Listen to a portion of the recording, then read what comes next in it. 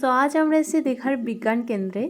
কলকাতাতে যেমন science city আছে, দীঘাতেও তেমন সায়েন্স সেন্টার আছে, তো সেখানেই আজকে আমরা এসেছি।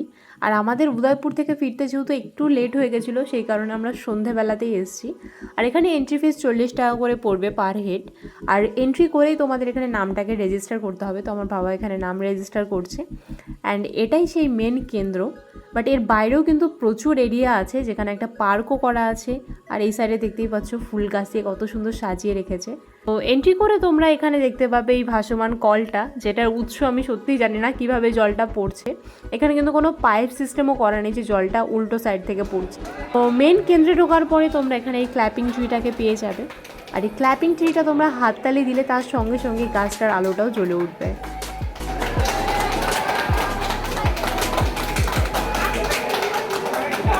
এই পার্টটা ছিল রিফ্লেকশনসের পার্ট, যেমন আলোর প্রতিফলন, শব্দের প্রতিফলন আমরা পড়েছি ফিজিক্সে। তো সেই জিনিসগুলো এখানে এনে হয়তো তুলে ধরেছে কিছু কিছু জিনিসের মাধ্যমে।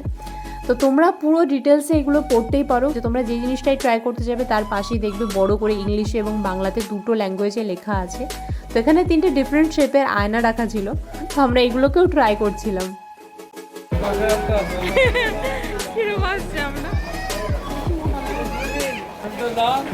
আমরা মাঝখানেটা দেখ কত মোটা হয়ে গেছি, বেটে আর মোটা। আর এই পাশেটা দেখ, এই পাশেরটাই নর্মাল না, একটু ডিফারেন্ট লাগছে, একটু মোটা মোটা লাগছে। কি আছে এখানে?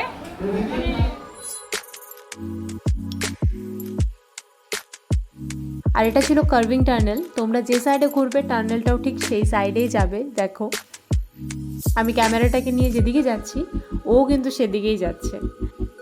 আর এই সাইডে ছিল ভুলভুলাইয়া। তো ভুলভুলাইয়াতে কিন্তু এর আগেও আমি 2-3 বার গেছি, কারণ নিকো পার্কে আমি ফার্স্ট যখন গেছিলাম সেই টাইমে আমি ভুলভুলাইয়াতে গেছিলাম। ওখানেও সেম এমন একটা ভুলভুলাইয়া রাখা ছিল।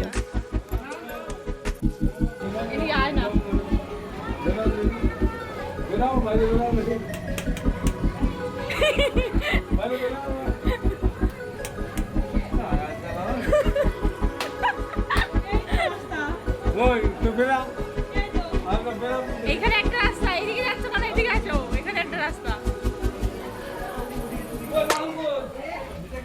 এখানে দুটো রাস্তা।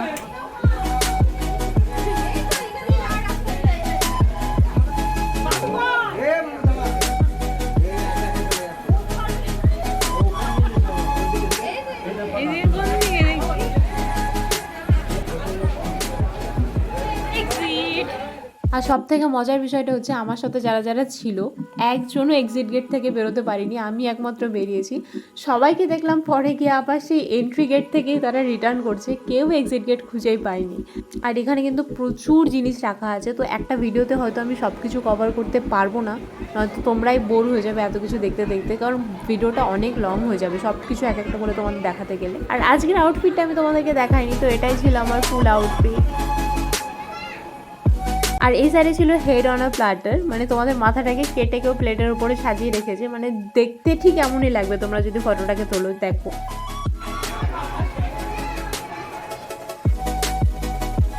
এটা কি ছিল আমি জানি না, মানে আমি ওখানে বাটনটাকে জাস্ট ঘোরাচ্ছি, লাইটটা জ্বলছে এবং কমাচ্ছি, আলোটাও কমে যাচ্ছে। মানে আমার পড়ার মতো, মানে এত কিছু লেখা ছিল যে আমার পড়ার মতো এনার্জি ছিল না। বাট তোমাদের যদি এনার্জি থাকে তোমরা অবশ্যই এসে পুরোটা পড়ো।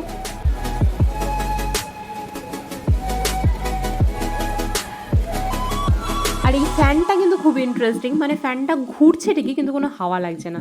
মানে তোমরা যত স্পিডে ফ্যানটাকে ঘোরাও না কেন, ফ্যানটা থেকে তোমরা কোনো হাওয়া পাবে না। খুবই ইন্টারেস্টিং ছিল এটা।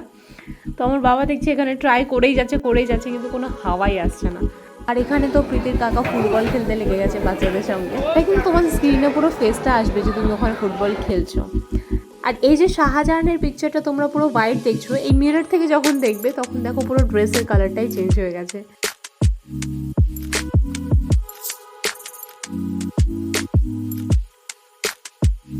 প্রীতি এখন যেটা এন্ট্রি করছে, লাইটের সামনে দাঁড়ালে জাস্ট লাইটটা জ্বলবে, লাইটের সামনে থেকে সরে গেলেই লাইটটা অফ হয়ে যাবে। দেখো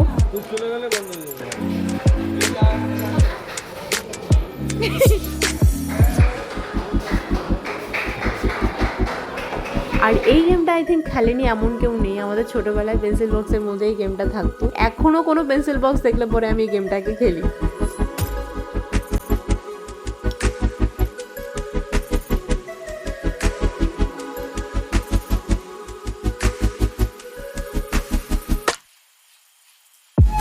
আর এই পার্টটা ছিল হিউম্যান এভলিউশন, আমাদের আদি পুরুষরা কিভাবে জীবনযাপন করেছে, কিভাবে থাকতো, তাদেরই পুরো একটা চার্ট এখানে তুলে ধরেছে।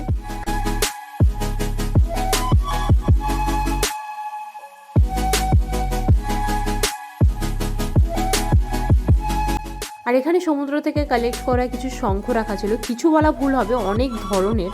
আমরা হয়তো 2-1 ধরনেরই শঙ্খ চিনি, কিন্তু এখানে দেখো কত ধরনের শঙ্খ রাখা।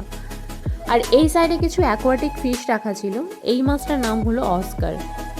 অ্যান্ড এই সাইডে আরও কিছু মাছ রাখা আছে, এই মাছটার নাম ইয়েলো প্যারট। আর এই মাছগুলো খুবই সুন্দর দেখতে, মানে তোমরা যদি অ্যাকোয়ারিয়াম বাড়িতে এনে 2-3টে মাছ শুধু রেখে দাও, এটা জাস্ট দেখতে দারুণ লাগবে। বাট আমার অ্যাকোয়ারিয়ামটা এতটাই ছোট যে আমি ওর ভেতরে এগুলোকে রাখতে পারবো না, এর জন্য আলাদা একটা সেট আপ করতে হয়। তো ইচ্ছে আমার আছে অমন একগুলো মাছগুলো রাখার, তো দেখা যাক।